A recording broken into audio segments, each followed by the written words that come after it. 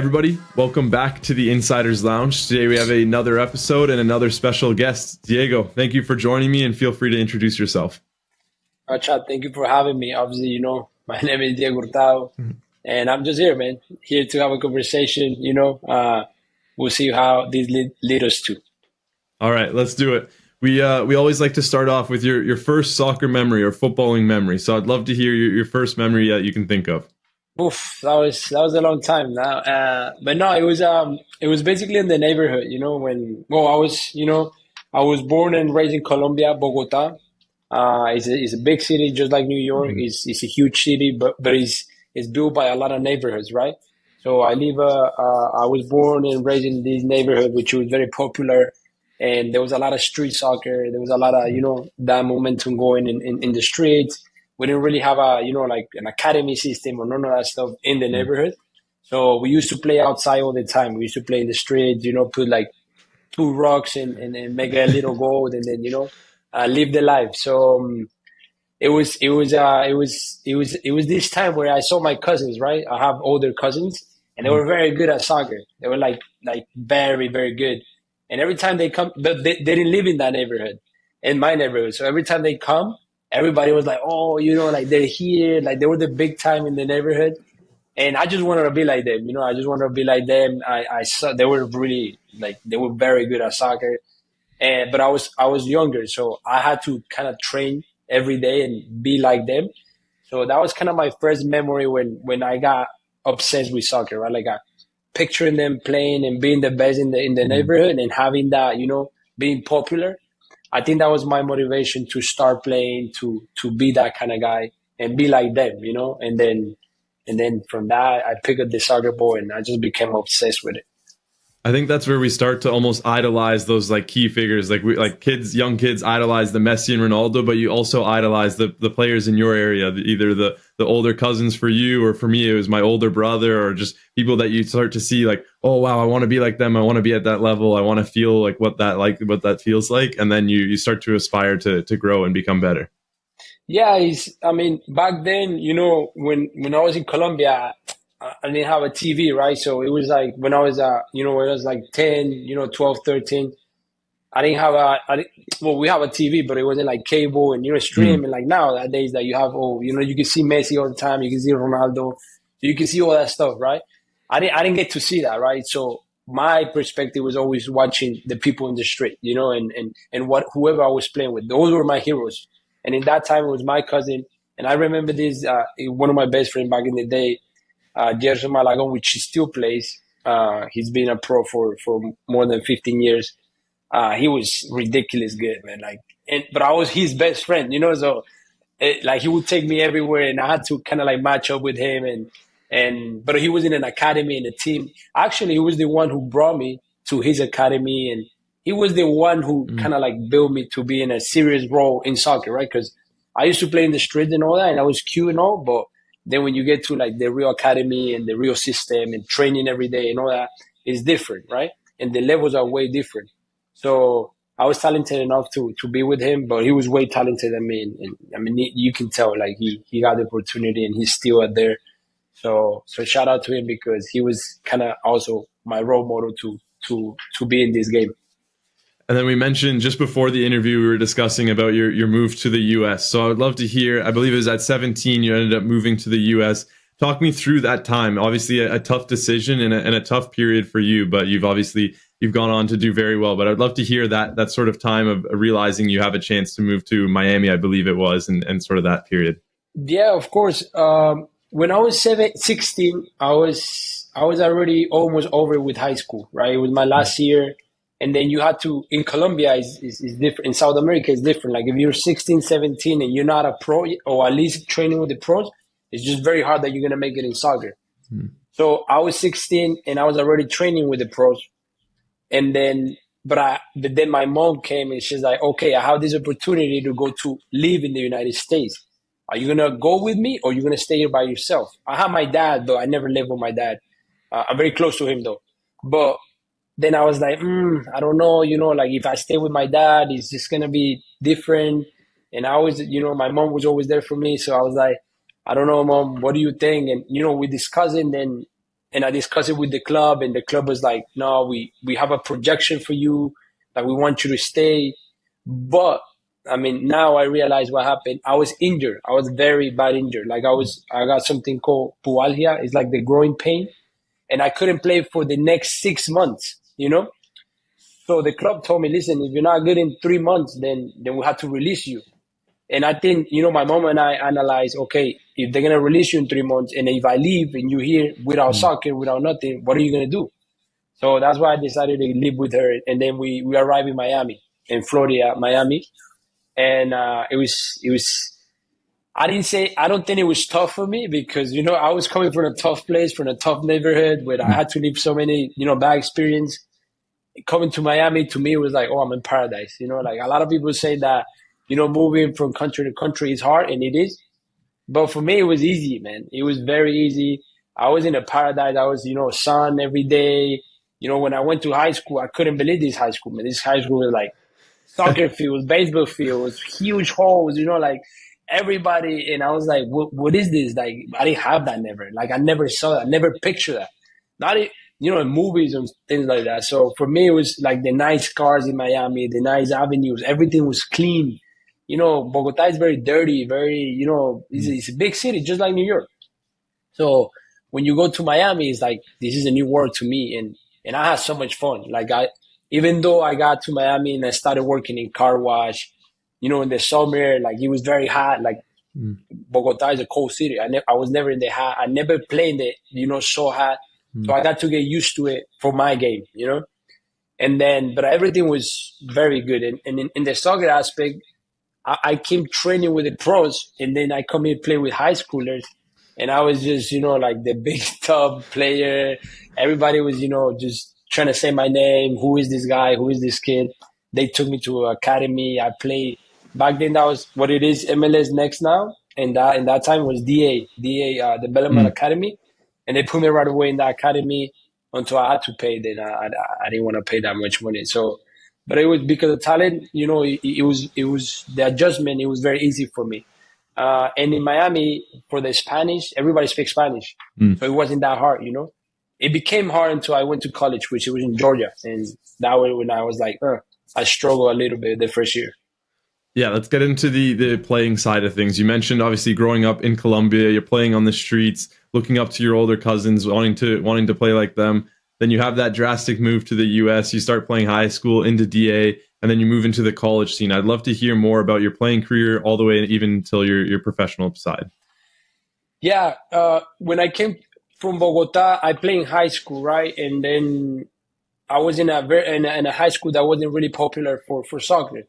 And then one of the players, when I went to the academy, the DA academy, that player told me, one of my friends that I had in there, like, yo, you should move to this high school because we have a really nice team and we're going to, be out there in nationals and all that. And that's where they're going to see you to go to college.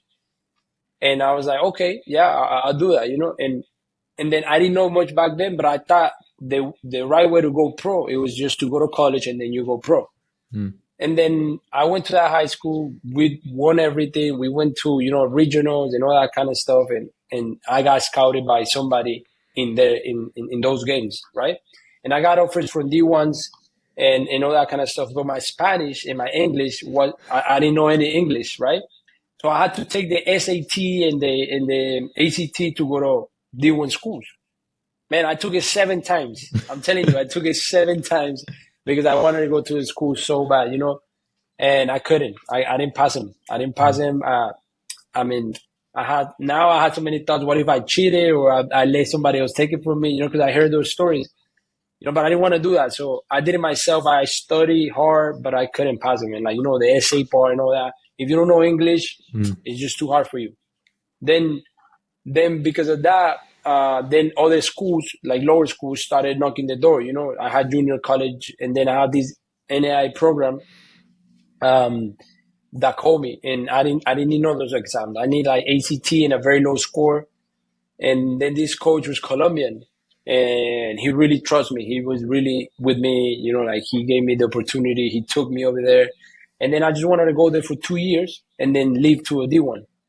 But I like the program. The program was very competitive. It was a lot of European guys, people from England, Irish guys, people from Switzerland, Brazil, and it was the Latino. It was only like me and two more. So I felt kind of weird, in that aspect because I never been in that scenario before, and it was tough because now I'm trying to learn English, and then the English people come with their accents, and I'm like, oh my god, what are you saying? Like it was like, It's oh like a my whole god, new what? language to Yeah, understand exactly. Irish or Scottish or something. Imagine, man, and there was times that I didn't get anything they would say to me, and I Mm. was like, yeah, yeah, whatever. And I'm pretty sure there was times that they didn't get what I was saying, and that I think that freshman year to me it was the hardest. Like I had to live in a room, in this the where we put the rooms and everything. Mm. I had to live with a guy in there, the English guy, and I had to be kind of used to their culture and what they do. And there was a lot of baseball guys. And I think that town, Thomasville, Georgia, is very Mm. tough on color and Latinos. So it was a very, bad looks and all that kind of stuff. But I never paid attention to that. And what really got me through it was soccer, right? Because the field was, and I had a locker room, and even though the locker room nowadays, now that I picture it, it wasn't that good.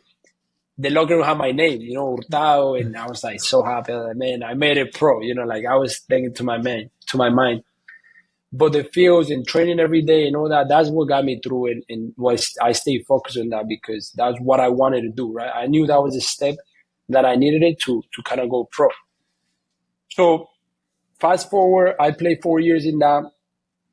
I did really good in there. I think the last year I could have done better. I had a lot of issues with my mom. My mom was getting divorced. I had a little brother that was like my son. So I had kind of like, I have a lot of family issues. Mm. So I kind of like, I couldn't focus much in soccer nor school, but I finished that year. But I didn't have a really good year that my senior year, which, it kind of put me down a little bit. And then it made me thought about, it made me think, okay, now it's just time to quit, right? Like I need to find a job. I need to help my mom. I need to help my little brother. I don't have time to play. And then, I went back to Miami trying to just, help my mom, the situation. I helped her.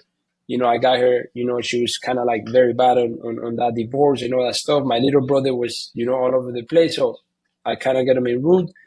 But then I was like, I'm not going to forget what I'm here for, right? Like I'm helping Mm. them, but I'm going to help myself. So I started training again, and I found teams in Miami that they were trying to be pro, but they were paying money, and they were building squads from, Brazilian players, Germans, and these and that. And like they have big curriculums. And I'm like, whoa, this is big. So I entered those teams. And that's when I realized if I'm playing with these teams, if I'm starting with these kind of players that play in Europe, that play here, and I'm a starter, I got what it takes. So that kind of like woke me up again. And Yeah. then I started just looking for more teams, right? So I played a good season with those teams. And then I started looking for new teams, new connections. Obviously now social media and email and all that was more popular. So I started emailing coaches, looking for, opportunities. And that led me to go to Cosmos, New York Cosmos. I had a good season with a team called Miami United. Then I went to New York Cosmos, which was a great experience, was here in New York. And then I got to play with them. I started with the B team, ended up with the first team training with them. And then bad luck, the NASL got shut down. So the whole league was done. And now it's like, I'm back to square again. What are we going to do? So I started looking. I went to Las Vegas Lights, played there for a few months. Then went to Tulsa, played for a few months. Then went here. Then went to Milwaukee, and then I was all over the place, man. Just trying to make it, trying to play seasons. I was trying to look for 2 to 3 year contracts, but I never had one. It was always like 10 months, 8 months. There was a time that I was signed for 3 months. It was soccer back then. It was very Mm. unstable. It was just like getting constructed. The USL Championship wasn't like what it is today. So it was all those challenges that I had to do, and who was playing pro. It was the ones that were connected, that knew everybody, that were in the game for a long time. So that played, in a big D1 school. Me, it was just me, like kind of like swimming against against all the odds. and just going there, going to tryouts, showing up. There was this time that I remember a coach called me and like, oh, we want you in the team. And then he disappeared. And I was like, okay, I'm assigned with them, whatever. He disappeared from the map. Like, he never called me again. And then I found out they started preseason. Man, I took a plane with all my bags and I went to the place and I showed up and man, you told me you want me in the team. Now you have me here. I don't know what you're going to do, but I'm here. So he had to let me train. And then I made the team. But, it was always like that, man. I kind of did the same with New York Cosmos. I just showed up to the trainings. I moved to Queens. I didn't know Queens. I didn't know New York. I didn't know the city. I didn't know nothing. I got a little room in Queens. That was like a jail cell. I remember it was very little. And then it was in Queens. And then they trained in Long Island, which is a big, thing. But I didn't have a car, so I had to take the train, the bus. I did everything, man, just to try to be with the pros. And that's how I made it. But it was never stable. Like, I never lie. It was never a career where I was like, like very stable and all that kind of stuff. But I never gave up. I always kept on insisting, trying. I met so many people, and it wasn't until like 4 years ago that I realized, okay, I think it's time. It's time to have other things, to do other things, because this is not giving me enough money.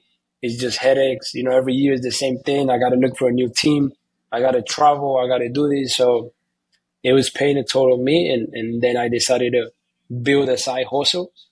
And when that side hustle started becoming something bigger, and I decided to stop playing. But I didn't, until 2 years ago, I was still playing. I was playing the amateur level, the semi-pro level. I was making money with that. But then it was until like 2 years ago that I was like, that's it. I'm done playing. Trying to reach that level. But I still kind of play Sunday leagues. I try to play the highest level that I can just to run, be in shape. But yeah, I don't see it more as a career anymore. Before we get into that transition of getting into Diaza, I'd love to hear why you kept trying. Why did you keep fighting for something that I'm sure you had influences saying, oh, just give up, just get a real job, do something different, go the regular route, get a 9 to 5, whatever that is. Why did you keep fighting? Why did you keep wanting more in terms of a professional footballing career? I just think I was just obsessed, man. What I had with soccer was an obsession. I still have, in a different shape now, but it's just obsession. I think if you're really obsessed, you're gonna find a way, And I never made it to the MLS, but I have tons of experience because of soccer. I went to Spain. I played with Adriano. I played against Ronaldinho. I play in stadiums with 20,000 people. It was things that it will feel me, right? Like, and every time I try to give up, because every year I try to give up. Every year at the end of the year, I'm like, that's it. I'm not playing anymore. Somebody call me, hey, they're looking for a right back. They're looking for somebody. Can you make it to this team? And I would just go to that city, even though they didn't promise contracts. They didn't, I was like, no, that's it. Boom. Blah, blah, blah, blah, happen, whatever. Then back to square again. I'm like, nah, that's it. I'm going to work. I'm going to do something. I try to be a cop at one time. I applied for everything. I applied for the academy and everything because I had a, criminal justice bachelor degree. And then I applied for the academy, and I was going to the academy because I had no team, and somebody called me. Hey, there's a new team in Milwaukee. They need a right back. Call the owner. They might want you. Then I called him, and the owner was like, okay, I want you now. Come to Milwaukee. So I left the academy. I wasn't going to be a cop. And it was that. It was like, first of all, it was obsession, and that building character also made me realize, hey, I have to get there. I'm talented enough to be there. Like I touch it, right? I'm in the game. I'm playing with people that have years of experience. There's a way that I'm seeing the light, and I know I'm going to reach it because I felt it, right? Like I was like, it just takes one person that tell me yes. You're signed for 2 years, you signed for 3 years. And I always look for that. I was always reaching that. And in my obsession, it was like, I'm not going to give up until like I get that, and I think that was just what just kept him going, like I keep him going because of that. And but I also think it was because of I've been like that my whole life, right? Nobody ever gave nothing to me. I've been working since I'm like 12 years old, like 11 years, 12 years. I've been trying to look for my own stuff. So my mom, I went to college and I used to work in college, for my books, for my food, for everything, right? I got a scholarship, bro. Then I had to eat. Then I had to pay my phone. Hmm. Then I had to do this. And I always find a way to do that myself. Like my mom never paid anything for me. My dad was in Colombia. He wasn't gonna send, pesos to dollars. So I never had anybody to kind of be like, hey, here you go, boom. So I kind of like had to do everything by myself. And I think nobody ever judged me for that. So I really didn't have that judgment of people telling me, oh, why don't you give up? Oh, why you keep doing this? Because nobody ever gave me anything. And whoever told me, oh, you should just give up, I would tell you, like, are you paying my bills? Like, why are you even telling me this if you don't even know anything about me? I would never let anybody tell me no, because I didn't receive anything from nobody. So I think that was kind of also my perspective and why I didn't have so much negative impact for other people. First of all, because I didn't let them, and second, because I they never gave me anything, not even my own parents. So my mom, I also think she felt the same way. Like I haven't give Diego anything. Well, I'm gonna tell him, yo, quit and get a job. Like I don't. I think she felt the same way, and we connected in that way. So, if somebody gives you everything and they pay you for everything, they're going to have the right to tell you, hey, I'm not going to pay it anymore. So it's time for you to move on because money ain't coming no more. So I never had that. So I think that was one of the key aspects to that helped me to just keep on going. There's a Brazilian saying about the full fridge, and it's the imagination that if a player, as I know Andre was one of the guests we had previously, and he mentioned that if a player on his team had a full fridge at home, then they were never going to make it at the professional level because they had too much already. And the players with the empty fridge at home, those were the ones that were going to make it because they had the most inspiration that they had nothing at home. So it was just, I have to make it as a footballer. And I think that's sort of what you're leading to there, where you're just constantly fighting for something to happen. Yeah, exactly, man. I mean, that analogy is very good, in the aspect of, that hunger that you need that, and I think you get that in the Latino community in Mm. South America, a lot of that, because South America is a lot of poverty, is a lot of things. Mm. So the people that don't have that, they want to get that, and the ones that want it bad enough, they're going to get it, right? And talented enough. If you're already here and you don't really have to push too much and it's something that is whatever if I make it or not, then you're not gonna have that hunger. So I'm glad, man. I'm glad where I come from. I'm glad for every bad situation that I went through because it gave me that hunger and that discipline that I needed to do everything that I've done so far. You mentioned at the end of each season, you're like, okay, I'm quitting. Okay, I'm getting a new job. Okay, I'm going to figure out my life, whatever that is. Eventually, that did come to an end, and you decided to move on from playing professionally as a footballer. I'd love to hear about that transitional period into starting Diaza and trying to figure out a life away from football. I think as a footballer from young, your whole life almost surrounds itself as like, okay, I have to get better, I have to get stronger, I have to eat well, I have to sleep well, I have to do all these things to make sure that my performance on the pitch is at its peak.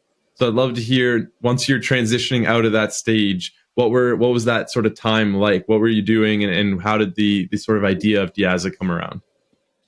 My transition, I think it was easier than most, right? My transition wasn't you done, that's it. Tomorrow you need a new job, right? Like I never did that. My transition was my last call to be a soccer player was to come here to New York. And it was a team that is called it was called New Amsterdam. So they called me. One of my friends called me like, "Hey, I think they need a defender. Would you mind if you come here? And but you gotta say that you're a local player because they were looking for local players. You gotta say that you're a local player, that you're from New York." And I was like, so that means I had to get a room. I had to, do all these things to stay there because they were not gonna pay for my housing or none of that stuff. So I was like, you know what? I'll go. Doesn't matter. Let me know. What is it that I have to do?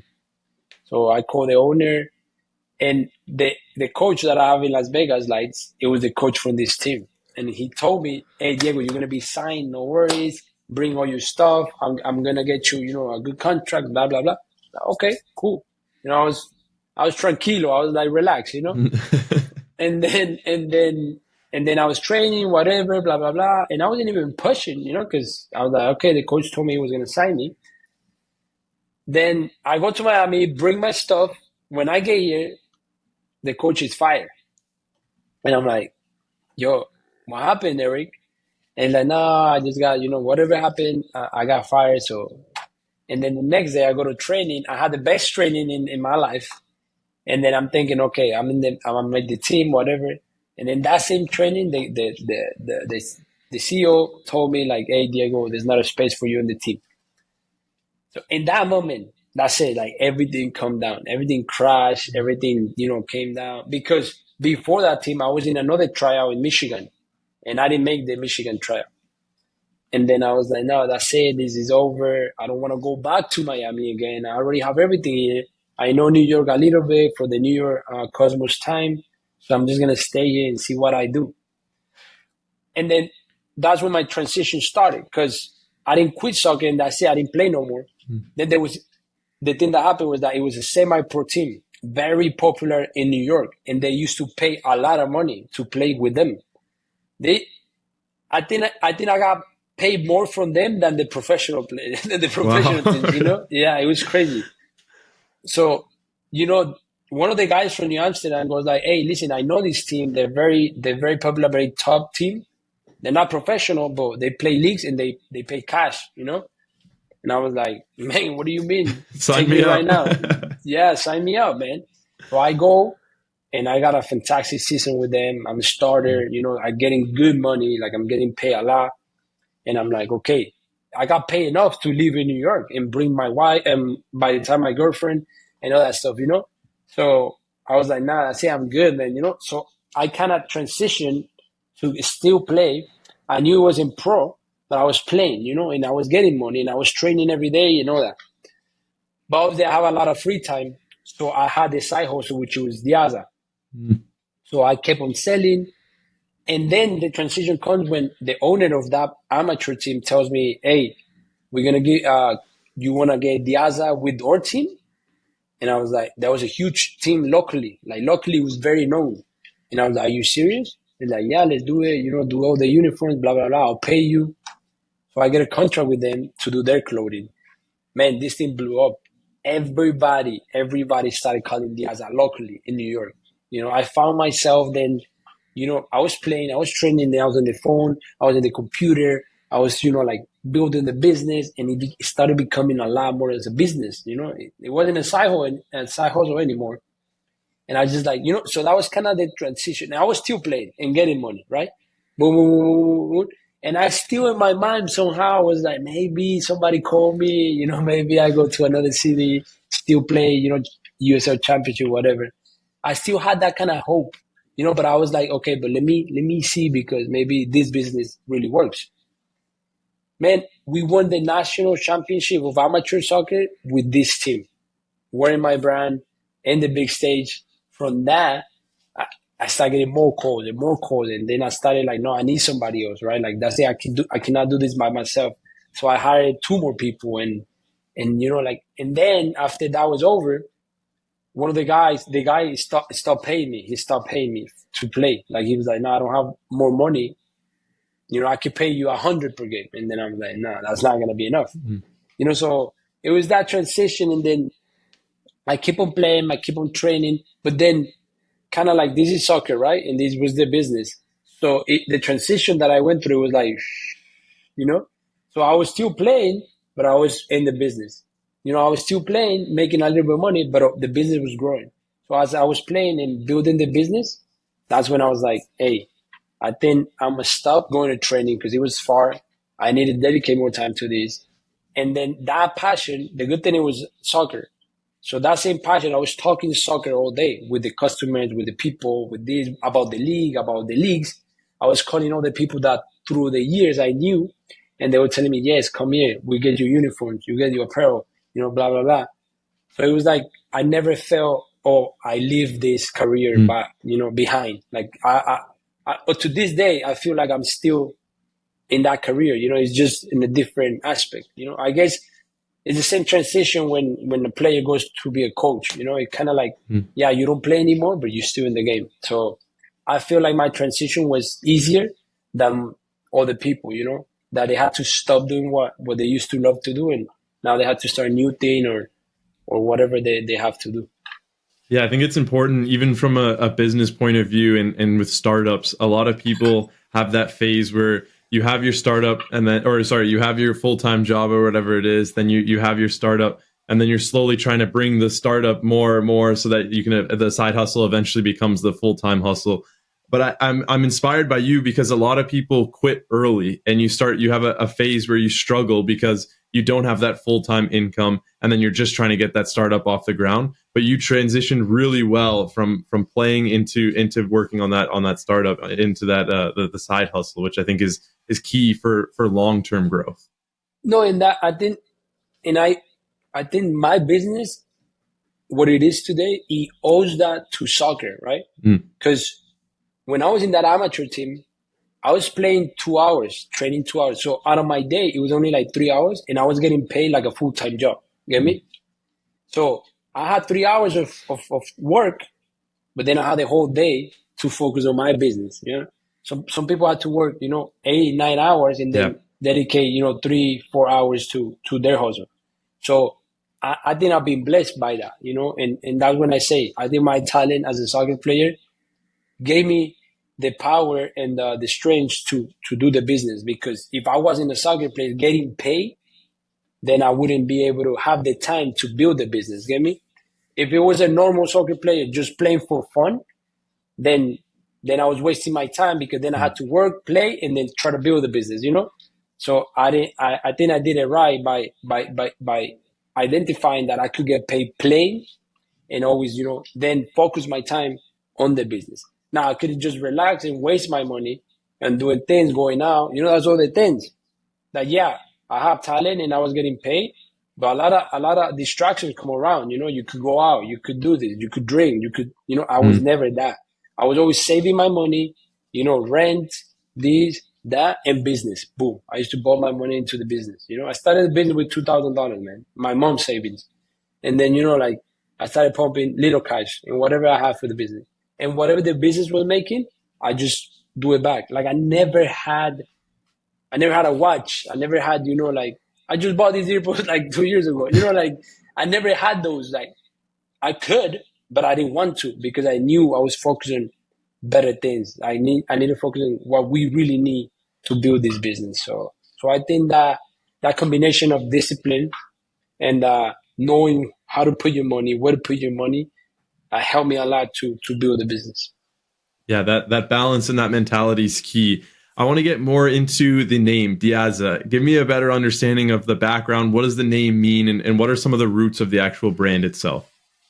No, Diaza is a word that I found in a dictionary from indigenous people from Colombia. When I was building the brand, I always look to Nike. Nike is the god. To me, Nike is the god. Nobody can deny that. I think they're an incredible company. So I went to look for their history, and Nike is a Greek word for the god of victory, right? So I started looking for those words, like, oh, let me look for a Greek word about something, and then I'll become my brand. And then I tried to be a Brazilian word, which was Jinga. We used to be called Jinga before, but then we trademarked it, and it didn't work. So now I had to look for another word. And then I went back to the Greek words and all that, and Europe and all that. But I was like, listen, I'm not Brazilian. I'm not from Europe. I'm Colombian. Why didn't I embrace who I am and just, get a word or something from my country? So I started looking for, online, words from indigenous or whatever from the past that means hard work, discipline, perseverance, So then I read an article that said, oh, the leaders of the tribes back in the day need to have Diaza in order to be a leader.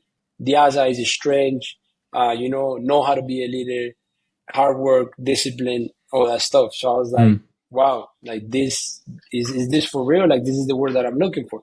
And the word, I like the word Diaza. It was easy to read. I was always looking about branding. And when you want to build a brand, the name is very key. It has to be, 2 to 3 words that people can just say quick, that is not too difficult. That is, that you can remember easy, all that stuff, like Nike, Puma, all that stuff. So I want to be like two steps. So when I read Diaza, I was like, okay, in Spanish is easy, a lot of people in English say different, but it's easy still. So then you go and okay, Diaza, and it means what I wanted to mean, and that's how I got the name. And the name is this diamond. It's exactly what we want to replicate now to the people. Just discipline, perseverance, hard work, all the things that we described before. That I went through. It's exactly what is Diaza today. And linked to that, the Diaza mentality, is that what you're speaking on there? Because I know you have such a focus on the Diaza mentality itself. Exactly. So that became more, a slogan or tag, the Diaza mentality. When I was playing the amateur team and we had the brand, we were winning, and we were training and out of nowhere one day in training, I'm like, that's the Diaza mentality. And everybody started saying the same, the Diaza mentality, the Diaza mentality.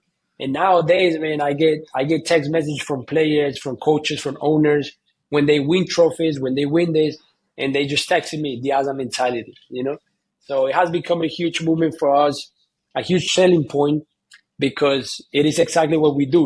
We just do not just sell a t-shirt. We sell a culture, we sell a mentality, we sell an idea. Everybody that comes to us, we want them to understand that we're not just a clothing company. We're more than that. And the best way to describe that is just the Diaza mentality. You mentioned the likes of Nike, Adidas, Puma, and so on. I'd love to hear what makes Diaza innovative, what makes you guys different, and why should people care about Diaza? Why should fans look towards Diaza as a brand for their clothes or for their team's jerseys? I just feel like people is tired of older brands, not to say names, but older brands that they're just too big, man. They're just too big, and obviously they cannot care about other people. Like, regular teams, like even the USL Championship is a small league compared to these brands. Like I hear from owners that they cannot get customized from these older brands. They cannot get this, or it would take 7 months, 10 months for them to get it. It would be too expensive. So when I started hearing that kind of stuff, I was like, I'm gonna make a brand that it could care about their own people, that it could be good enough to bring a quality product and that product replicate the team's culture, So that's how we are different from everybody, because we care about the people. I have connections with personal connections with the teams, other than the clothing, we try to give opportunities to players, a pathway, and we're not charging for that. I'm not charging the player to connect them with a professional team or with a semi-pro team, right? I want them to succeed, man. I don't want anything from them, and I think that's the difference for us, Owners call me and they have these ideas and we listen and we're trying to build with them, because the brand is building and these teams are building too. So we offer that. We offer to build together, and that's just how we are different and what we have been successful for. And what sort of approach did you take from the beginning? Because I think it can almost be overwhelming when you see the likes of Nike, Adidas, so on. It's like, oh wow, these are these massive brands that have, you mentioned, been a part of this for years and years and years. So what approach did you take from the beginning? How would you approach a club to say, hey, I know you've been with this brand for X amount of years, but look at us, how are you getting that interest to actually want to work with you? I'm curious from that end. I'm gonna give you a sales call right now. Yeah. It's like the elevator pitch. yeah, the elevator pitch. Nah, it's easy, man. When you come to a club and you tell them what is it that you're looking for something else. Like, is it something new, innovative? Oh yeah, we're looking for designs, customized, because that's our kind of like our strategy. That we can customize a lot. Okay, you can do customized.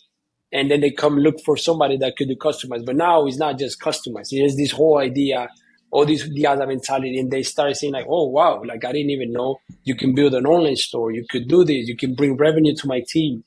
So basically our pitch is that one, or that we could be very different and have the same quality as these other brands.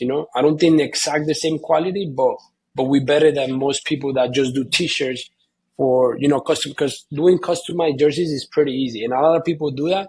But having a brand and having the whole apparel for training, traveling, bags, suitcase, all that stuff is different. So we have built that, and we try to come to teams and to make them as professional possible. We give them, it's not just the clothing, we give them tips for marketing, photo shoots, video reveal kit, like these semi-pro teams, they didn't have that. And nobody knew how to guide them. So I came here and I got owner by owner telling them, listen, if you do this, you're going to look better. I was vouching for them, but I knew because if they look better, Diaza was going to look better. You get me? So I was like, listen, if you post a picture holding the jersey like this, it's not going to be the same if you make a video with nice lights and everything. It's going to cost you $1,000, but it's going to be worth it. And a lot of teams started hearing that, and they started applying it for themselves. And what happens is that they become better in marketing and, in their image, and we also became better. And we became more professional, and we brought that to the table. So people come here, they hear us out, and they're like, oh, there's a brand that really cares about us. There's a brand that is telling us you could do better at marketing. You could do better at here. You could do better at there, Or they could tell us, hey, you could do better here. We also reciprocate everything that they tell us. So it's a true partnership. I think that's the point. That's the key. When you get with us, it's a true partnership where we give our all, right? Like we will give you everything that you want. If you only want uniforms, only uniforms. But if you want the whole idea, if you want the whole Diaza mentality, then we'll give you all too. I think that's what makes us different. Yeah, I think the best businesses are really good problem solvers. And I think from what you just said there, you almost approach them and you're surveying the customer and saying, hey, how can we help you? What do you need? What are your biggest problems? And then how can we solve them? And then as you work together, solving that process, that you become more and more like a partnership, you said, rather than a customer, which I think is key. Yeah, exactly. Because nobody, let's say if I have a local team, like I say, even from the USL Championship, even from the owners, like you cannot contact Nike. You can't. Like, maybe if you know somebody from there, it's fine. But you can't. You have to go through a retail store. And you think the retail store, the only thing that they care about is to sell product. And they have to. Don't get me wrong. There's nothing wrong with that. It's the line of business. So they have quotas and they have to sell, I don't know, let's say $200,000 of worth of Nike to meet the quota, right? If now they take their licensing away. So they have to sell. There's nothing else that they can do. They cannot focus on marketing or relationships or this or that. They have to sell. So they come to the teams, they sell you the product, whatever template they have, whatever, plain jersey they have, they need to get out of stock and they just need to move the product. That's how these retails and all brands work, Ours is a total different game. I can sit down with you. I can tell you, hey, listen, let's do this, let's do that, let's do an online store for you. We build a whole service for these teams, which is totally different what the retail store and the other stores do. I want to go through some of the biggest milestones. You mentioned when you were first playing, you had the owner come to you and say, hey, look, let's have our team as using your product. And obviously that's a huge breakthrough to sort of unlock some of the next steps. I'm curious now, what have been some of the biggest milestones so far in your journey? One of the milestones that we have was Ronaldinho wearing our product. I think that to me was, one of the highlights of Diaza. I think when that happened, that gave us the stamp of, hey, they're a serious company. It's not just, I think before that, people didn't know we were here in the game, It was like us, trying to swim. After Ronaldinho, it was like, hey, they're here, they're serious, and they have something. So let's look into them, That was exactly what happened after Ronaldinho. So that to us was a huge milestone. We had tons of calls after that. Then we did a second event with him. He invited us. Now we have a relationship with his team. So they invited us again to Brazil. So that relationship to me is a big and a huge milestone for us. Then obviously the one that just recently happened, it was, Brooklyn FC, Campoaso, which are two huge professional clubs. Now with the women's soccer's first division. So it's our first team that is in the first division soccer. So that has been challenging, but it's been the most, the milestone that we wanted to get. My dream was always be in the championship, the USL championship. Like that was what I dream of, and I even had a logo of the championship here in my computer. Visualizing the day I was gonna get there because I knew I was gonna get there no matter what. So that to me was a very good milestone. Yeah, we mentioned before the recording, obviously Matt has been on the podcast previously. You guys are now a part of Club Underdog. What is that investment and those tools in terms of Matt and his team? How have they impacted the business now? How are they able to kind of bring you to the next level? Nah, I mean Matt Brisetta is the day I met him. I think he's one of the businessmen that I admire the most now. I think learning from him, learning what he has done. His whole story is just crazy to me. What he has done, kind of similar background story. His parents came from Italy, all that kind of stuff. I think he understands what it takes to be successful. He has done it. He's done it.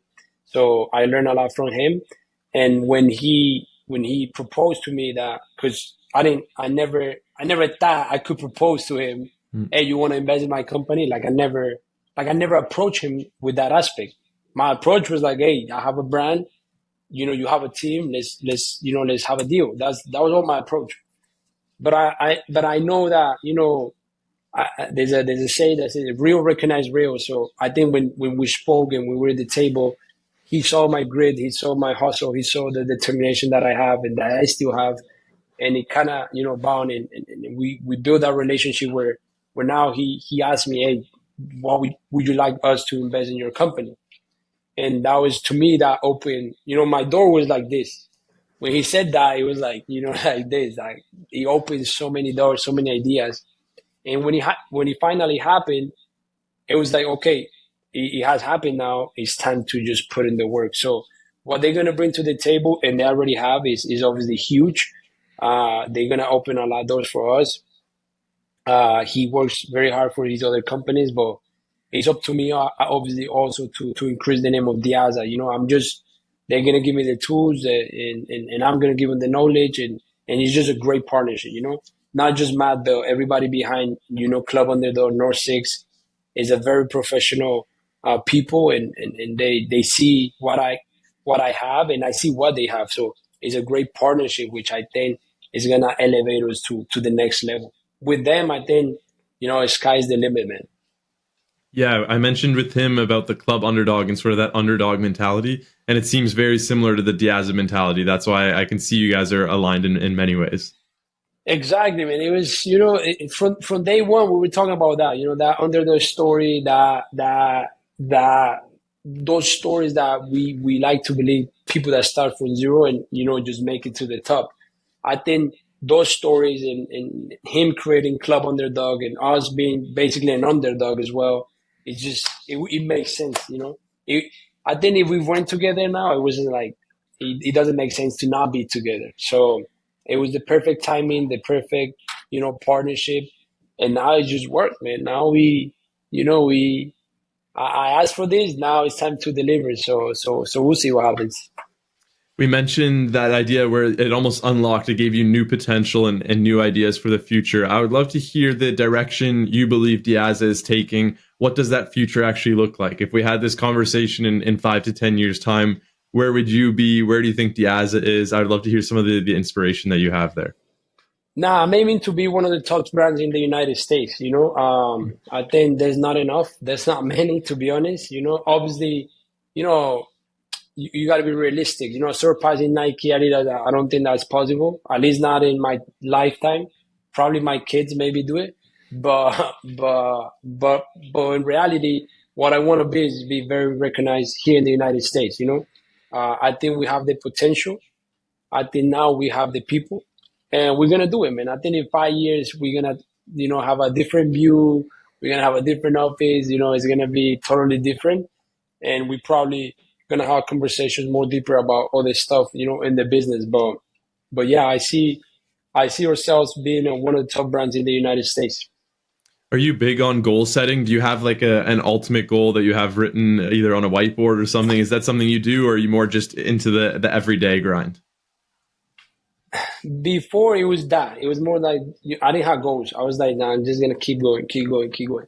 Now I have become more about a goal setting guy, and now let's say there's two deals that I'm aiming for that is, that are huge, that it could definitely, take us to another whole level. So we're working on those deals, and now I envision. I started listening a lot of, I listen to a lot of podcasts, Mm. YouTube, and I have this guy, Conor McGregor, and he was, talking about how he ambitioned his stage and how he had the courage enough to speak it and then make it happen. So I'm doing that now, I talk to my team and everything, and like, listen, we're gonna make this happen, and I did that with Brooklyn. It was crazy because I have a whole story about Brooklyn, but it was crazy because I made samples and I wear the jacket every day. And I was like, this is gonna happen. Like I wear it. Even though it wasn't official, even though they signed with another brand first, whatever, it was like, this is gonna happen. And there was a period of time where it didn't happen, right? They went with other people. So that jacket, I always threw it in the garbage. And I was like, I'm gonna hold it because somehow, I know it's gonna happen. So I become more of that, of ambitioning, having a goal, ambition it, and make it happen, working towards that goal. So right now, one of my goals is to be in the World Cup, in the 2026 World Cup with a national team.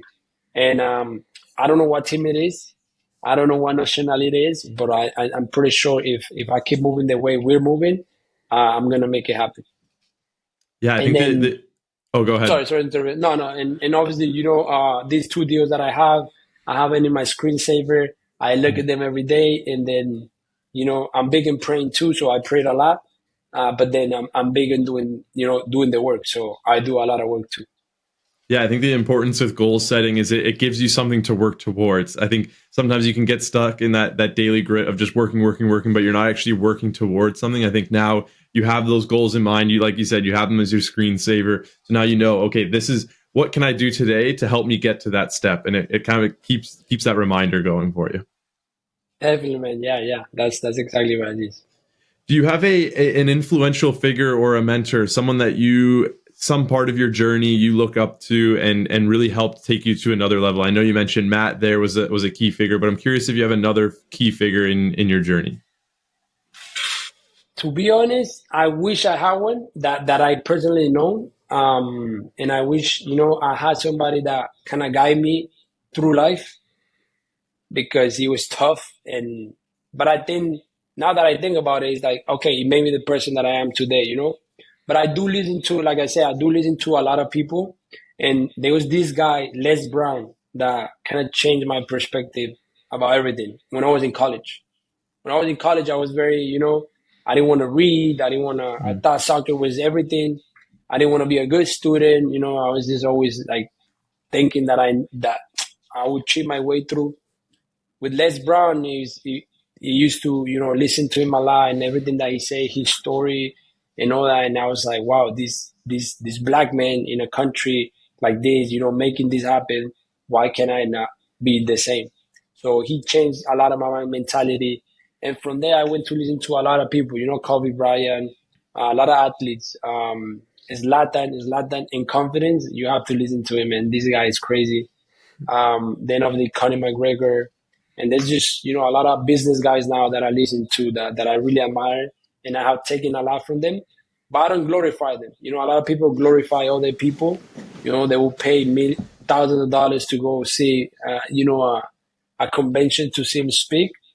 I don't do that. I think I take what I had to take from them and then I apply it to my life. And if it works, it works. And if it doesn't, it doesn't. Now, I realize too that not everything they say is what I have to do, because I used to think, this guy is successful. I had to do what he says, and then I realized, and I found myself trying to do what they do, these early morning routines and this and that. Ice bath, all that. Yeah, all that. I used to do that. I was like, no, he does that, then I have to do that, Mm-hmm. Then I started realizing, man, I don't need that. Like, I don't really want that, Hormozy said that, like, you don't need that. If you don't have to, you don't really have to do that. And then I was like, nah, I'm gonna do me. I'm take everything from him, but whatever applies to my life, I'm gonna do me. And now it has become that. I don't listen to everything they say. I do listen, but I don't apply it to my life. I just apply what I think I should apply to my life. But obviously that requires a lot of confidence, a lot of building in yourself, and a lot of knowing where you're going and what you want to do in life. I believe it was Matthew McConaughey. He said, I look up to myself in 5 to 10 years. And so you're almost your own mentor in that sense. And I've always found that really interesting, where I look at like, okay, what can I be in 5 to 10 years? And I look up to that, and that inspires me. Yeah, definitely. Yeah, at least the guy, yeah, his interviews and his speaking is very good too. I want to go through, you had a lot of difficulties through your time. We've mentioned a lot of them. You're immigrating to the US. You're fighting through injuries. You're fighting to make yourself a professional soccer player, constantly fighting for new contracts and so on. What was the biggest downfall or the biggest setback in your life so far that you're now able to look back at and use that as inspiration to just keep fighting? I think the biggest setback and the biggest hardest time of my life was when I had to move from Colombia to United States. Not because of the move, but because I was injured. I was injured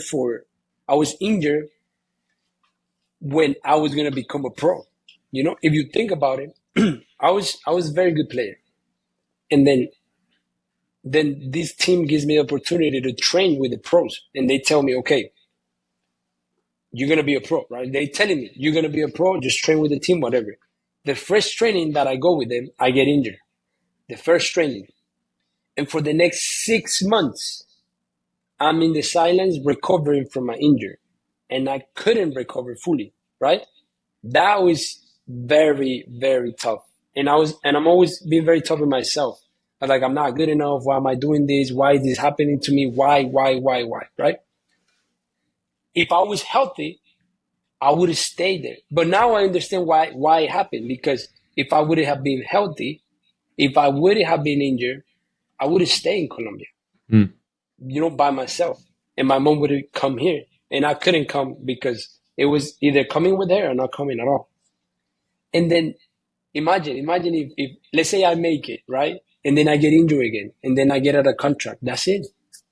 My life would have been done. I'd be in Colombia, I don't know, doing what, Because I was injured and because that setback, that it was the hardest moment in my life, then it bring me to a whole new different perspective, and it gave me the opportunity to be what I am today.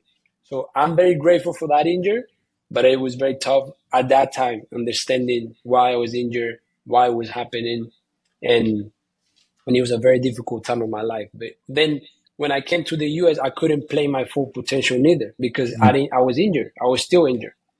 But then here it's different. They gave me, they treat me, they give me electricity, they give me ice, they give me massage. And, in high school, they treat me like a king. So I was like, getting all these things. I didn't have that in Colombia. In Colombia, they were like, put a rock into hot and it's going to solve you, So it's a different culture, man. And then when I got here, they treat me really good. And then I got fixed. Like my injury was gone. So that period of the injury and moving here, like I didn't understand back then why it was happening.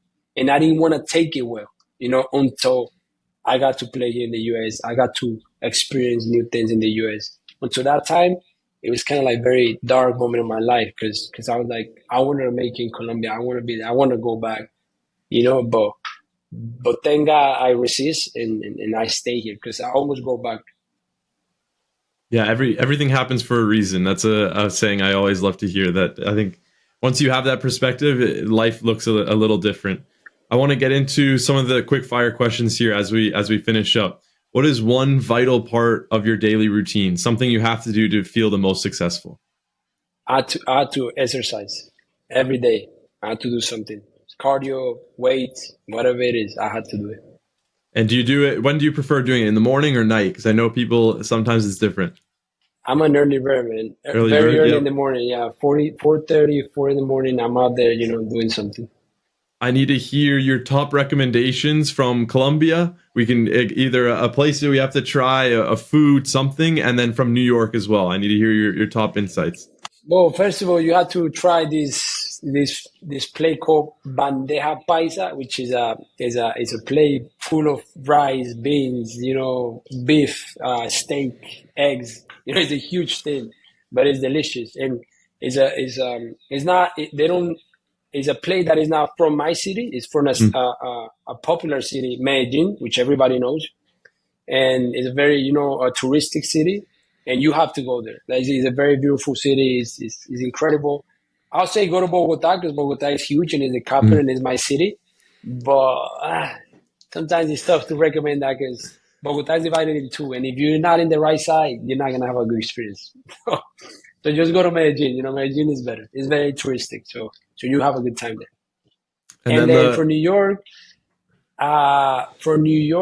well, I'm a Queens. I live in Queens, but now I'm a lot in Brooklyn too. But I think some of the spots that I like to go to is a little spot in the Brooklyn Bridge down. It's for like ice cream, and then there's like pizza in there, and it's very nice. So you got the view, you got the ice cream, you got the pizza, so it's very nice. The last one here, if you could sit down with one person, dead or alive, who would it be and why? If you sat down for a meal with them. I got two. Yep. Phil Knight, which was the creator of Nike, the founder of Nike, Phil Knight. And then Kobe Bryant, man. I think his mentality is even better than, I don't know much about basketball, but the only thing I know about the guy is that he's a crazy guy. And I think his mentality is even better than, whoever is out there. So Kobe Bryant. Diego, I appreciate your time. It was a very insightful interview. It's good to hear from your end all the stories that you've been able to live through. If you have any last words, and then we can wrap things up. No, man. No, thank you, Chad, for having me here. It's always great to talk about these things. Make me remember why am I here. The past and everything that you go through, because a lot of this. I guess I finished with this. Sometimes we forget why we're here. And everything that we had done to be here. One day I wake up and I feel like I'm not enough. I feel like I had to keep going and that I had to accomplish more. And you always want more, and everybody wants more and more and more, right? But sometimes, having these conversations or even with your family members or whatever, it makes you realize that, damn, I have done a lot, I should be proud of myself. I should be, happy that I'm in this place. We've been blessed, being in this country, speaking, English, going to college, even if you don't have a business, being here, working here is a blessing, man. And not everybody has to have that. I have a lot of friends, a lot of family members that are still back in Colombia. The neighborhood that I come from is very tough, man. And then not a lot of people have the blessings that we have here. There's people that is very dangerous, that they have to, hide, that they have to do this, that they have to go through this time. And we don't have to do that. So that to me is a blessing, man. And I could have these there, the business, the house, the this, the that, Miami, whatever. But just being here and being who I am, I'm very grateful for that. And everything that happens, I'll take it because I have more than the Diego from the past. So I'm very grateful for that. Definitely. Well said, Diego. I appreciate your time, and I look forward to speaking again soon. Thank you, man. Thank you for having me, Shad.